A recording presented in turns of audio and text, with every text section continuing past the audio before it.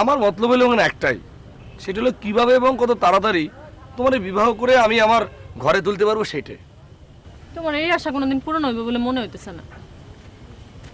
কুসুম, তুমি মাঝে মধ্যে কি সব অলক্ষণের কথা কও না? কমু না কেন, যা মনে এসেছে কইছি, এতে দোষের কি আছে?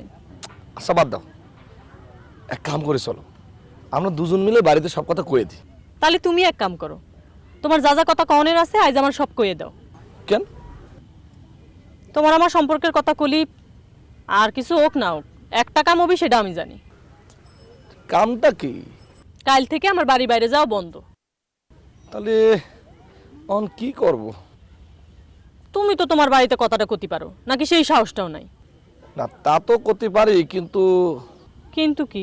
না তোমার মতো বাড়ির বাইরে যাওয়া বন্ধ না হলেও তার সাথে তো বেশি কিছু হতে পারে।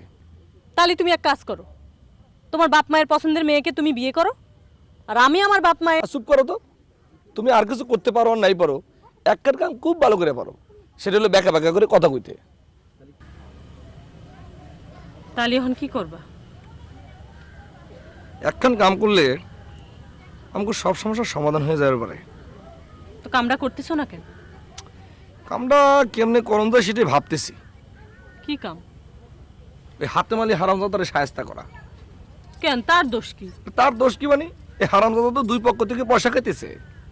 তাই নাকি? হ্যাঁ, আমার এখন কাম হলো গিয়া ওই হাতে মালিরে একদম সাইজ করা।